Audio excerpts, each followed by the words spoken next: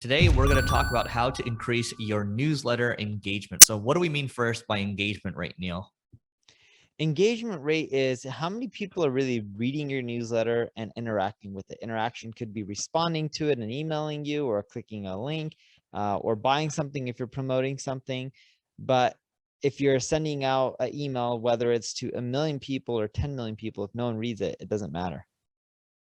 Yeah, so the first thing I'll say is what Neil said at the very end, if nobody reads it, it doesn't matter. So the important thing is your email valuable, right? And what I mean by that is, how do you get people to look forward to the next email? If your email is all, hey, buy my stuff or check out this product, and you're trying to get affiliate commissions and you're just trying to make money where you're taking instead of giving, you got to reverse that. So you got to think about, okay, what is your give to take ratio? Maybe for every ask, you have 4 to 8 emails that are of value, but you got to think about how you can be entertaining too. The key thing when you're writing an email is to think about, how do you get them to, again, look forward to the next email, right? When you watch a movie or when you're watching a series, like I'm watching Loki right now, there's always a hook at the very end to keep you going. So how do you hook people at the very end? That's what you can do I think this is at a foundational level, right? This seems like a duh statement, but most people tend to phone it in when they're thinking about their newsletter, when actuality, great newsletter businesses have been built. You look at Morning Brew, you look at The Hustle, they keep you on the hook and they're entertaining, right? So how can you take an element of what they have going on? Because these are both 8-figure newsletter businesses, and one sold to HubSpot, the other one sold to Business Insider. So think about that, and I'll turn over to Neil for maybe some tactical stuff. Yeah, so from a tactical standpoint, if someone stops reading your emails or opening them up, stop sending emails to them, because it'll cause majority of your newsletters to go into the spam box, even if people wanted to read them. So you need to scrub your list. You can do it either weekly or monthly. I do mine automatically on a daily basis. Some email providers will just do it for you.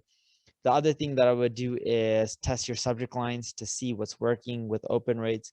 The next thing I would end up doing is having people respond to your emails. That really helps improve deliverability. So within your newsletter, ask a question. It'll encourage more responses. That adds way more people into address book, and it really improves deliverability. But those are some of the things that are a test from a tactical standpoint. Another thing that I would test from a strategy standpoint is storytelling. I think storytelling is very important. Just think about movies. Eric mentioned about evoking curiosity and hooking people and figuring out, oh, yeah, I want to know what's next. I got to read the next newsletter. But also storytelling really does hook people in and cause them to engage. Yep. Other thing I'll say is personalization. Obviously, subject lines, and you can personalize the subject lines as well. So you can say Neil with a question mark on it.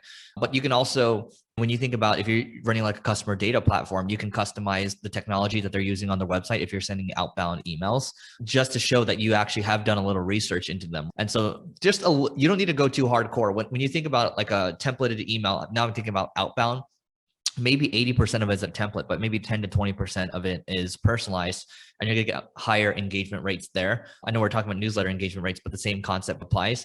And so I think also sometimes you don't need to go too crazy. It can be like 9 words. We talked about the 9-word email from Dean Jackson before, where you're asking a question.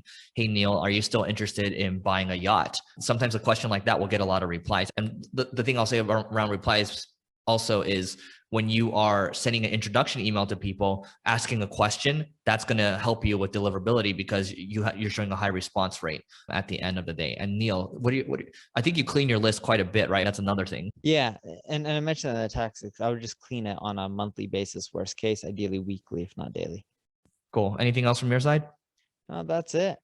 All right. Marketingschool.io/live. That's LIVE to learn about our virtual and our live events. They're cool. They're fun.